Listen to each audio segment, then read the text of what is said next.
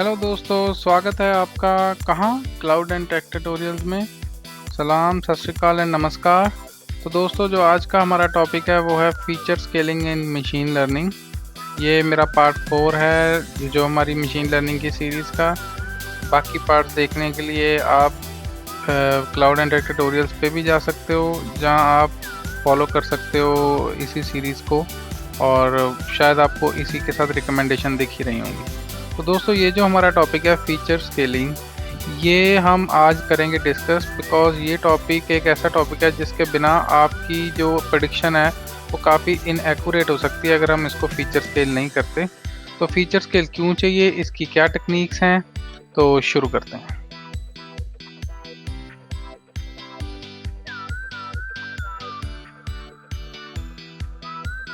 तो दोस्तों, feature scaling जो प्रोसेस है कि जो मेरा डेटा है उसको मैं सिमिलर स्केल पे लाता हूँ, ताकि जो मेरा बायसेस हैं कैलकुलेशन में उसको अवॉइड किया जाए।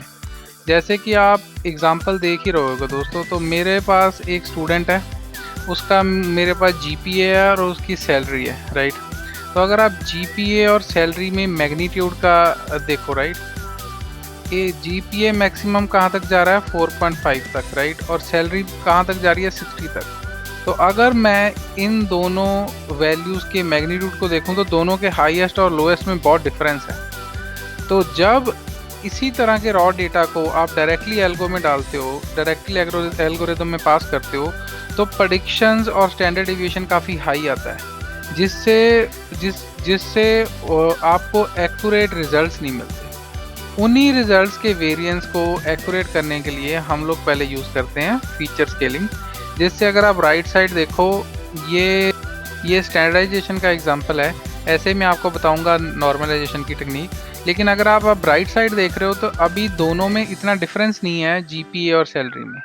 इसका क्या मतलब है, अगर मैं राइट साइड वाला डेटा ऐसे एल्गोरिदम्स में डालूं जहां मेरे डिस्टेंस या स्केलिंग का डेटा मैटर करता है, वो प्रेडिक्शन ज़्यादा एक्यूरेट हो सकती है रेदर देन कि लेफ्ट साइड वाला डेटा डालने। यही एक्चुअल कॉन्सेप्ट है फीचर स्केलिंग का दोस्तों।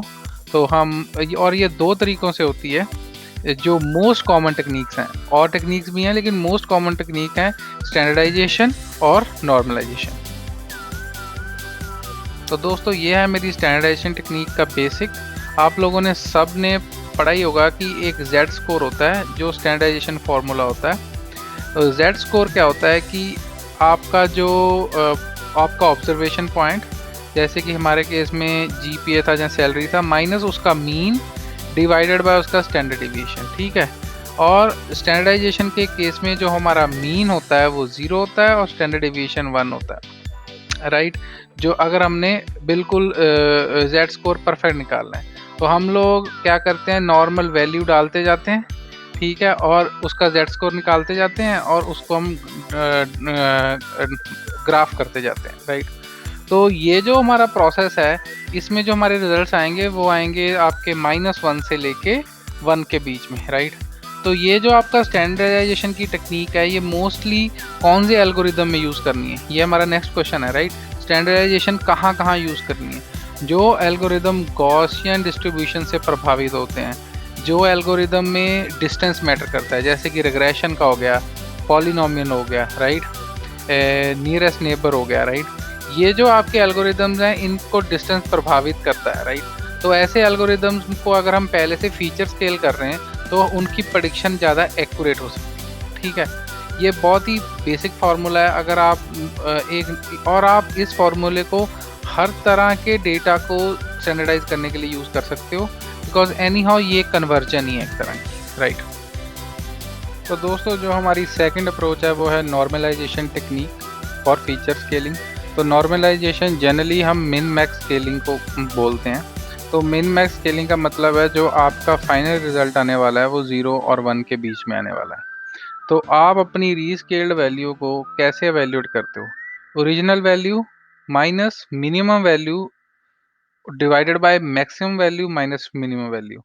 जैसे कि हमारा क्या था कि सैलरी स्केल था, राइट, जीपीए था। तो हम लोग क्या करेंगे, जीपीए का ओरिजिनल वैल्यू माइनस उस पूरे जीपीए में मिनिमम वैल्यू क्या है, नीचे difference between maximum and minimum value, right. तो नॉर्मलाइजेशन टेक्निक कहाँ यूज़ होती हैं? हाँ, आपको फीचर स्केलिंग 0 से 1 के बीच में रखने में ज़्यादा फ़ायदा है, तो उसमें नॉर्मलाइजेशन टेक्निक यूज़ होती है, राइट। डिसीजन ट्री में यूज़ होती हैं जहाँ डिस्टेंस इतना इशू नहीं है, राइट। तो दोस्तों ये बेसिक था, नॉर्मलाइजेशन क्या है, स्टैंडर्डाइजेशन क्या है, और ये अभी अगर आप दोबारा इसको रिविजिट करो तो आपको ये क्लियर हो रहा होगा मैं क्या बोलना चाह रहा हूँ, राइट।